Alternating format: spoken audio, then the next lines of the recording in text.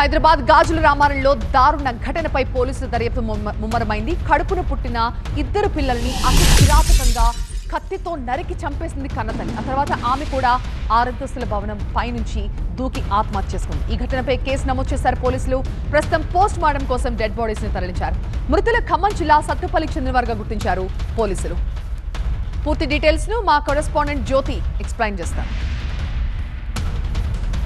Jeedimetla police station పరిధిలో దారుణమైనటువంటి ఘటన చోటు చేసుకుంది. కన్న తల్లి ఇద్దరు పిల్లల్ని అత్యంత దారుణంగా హత్య చేసిన తర్వాత 6వ అంతస్తు పై నుంచి దూకి ఆత్మహత్యకు పాల్పడింది. ప్రధానంగా కూడా మానసికంగా తాను ఎంతో క్షోభకు అనుభవించడంతో పాటు వాటన్నిటిని కూడా తాను భరించలేనటువంటి పరిస్థితుల్లోనే తాను ఆత్మహత్య చేసుకున్నట్లు, అంతేకాకుండా పిల్లలను కూడా హత్య చేసినట్లు ఆ సూసైడ్ నోట్లో పేర్కొన్నట్టుగా తెలుస్తుంది. అయితే తేజస్వి రెడ్డి, వెంకటేశ్వర్ రెడ్డి, అంతేకాకుండా హర్షిత్ రెడ్డి, ఆశీష్ రెడ్డి ఈ నలుగురు కూడా ఏదైతే జీడిమెట్ల పోలీస్ స్టేషన్ పరిధిలో వాళ్ళు నివాసం ఉంటూ ఉన్నారు. గత 10 సంవత్సరాల నుంచి కూడా అక్కడ ఉన్నట్లుగా తెలుస్తుంది. వెంకటేశ్వర రెడ్డి ఒక ఫార్మా కంపెనీలో కూడా పనిచేస్తూ ఉన్నారు. అంతేకాకుండా తేజస్విని రెడ్డి వాళ్ళ ఫాదర్ కూడా ఒక సింగరేణి ఎంప్లాయీగా కూడా చెప్తూ ఉన్నారు. ఎక్కడ ఎటువంటి ఫైనాన్షియల్ సమస్యలు లేవు, కేవలం మానసికంగా ఎంతో వేదనకు గురైంది కాబట్టి తాను ఈరోజు ఇటువంటి డిసిషన్ తీసుకుంది అనేది ఒకవైపు కుటుంబ సభ్యులు చెప్తూ ఉన్నారు. అయితే వాళ్ళంతా కూడా సత్తుపల్లికి చెందినటువంటి వాళ్ళుగా కూడా తెలుస్తున్నటువంటి పరిస్థితి. ఈ నేపథ్యంలో రేపు చిన్నబాబు అయినటువంటి ఆశీష్ రెడ్డి పుట్టినరోజు కూడా ఉంది. ఈ నేపథ్యంలో వాళ్ళు కుటుంబ సభ్యులంతా కూడా ఈ రోజు ఇక్కడికి వచ్చి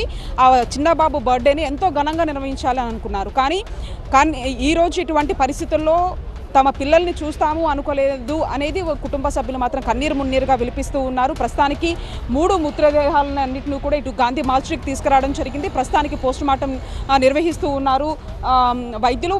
ఓవరాల్గా కూడా ప్రధానంగా అంటే 6 పేజీలకు సంబంధించినటువంటి సూసైడ్ నోట్లో కూడా తాను మానసికంగా క్షోభకు గురవుతున్నాను, అంతేకాకుండా పిల్లల ఆరోగ్య పరిస్థితులు కూడా సరిగా లేవు అనేది సూసైడ్ నోట్లో పేర్కొనడం జరిగింది. కానీ కుటుంబ సభ్యులు మాత్రం అటు ఫైనాన్షియల్గా కూడా ఎటువంటి ఇబ్బందులు లేవు, భర్తతో కూడా చాలా బాగానే ఉంటారు. కానీ తను కొంత కోవిడ్ వచ్చిన తర్వాత కొంత డిప్రెషన్కి ఫీల్ అవుతుంది. ఈ నేపథ్యంలో ఇటువంటి డిసిషన్ తీసుకుంది అనేది ఒకవైపు ఫ్యామిలీ మెంబర్స్ చెప్తున్నారు. తమ కుటుంబంలో జరిగినటువంటి ఈ విషాద ఘటన ఏ కుటుంబంలో జరగకూడదు అంటూ కూడా వాళ్ళు చెప్తున్నటువంటి పరిస్థితి. వీడియో జర్నలిస్ట్ హరితో కలిసి జ్యోతి టీవీ 9 గాంధీ మార్చి నుంచి హైదరాబాద్.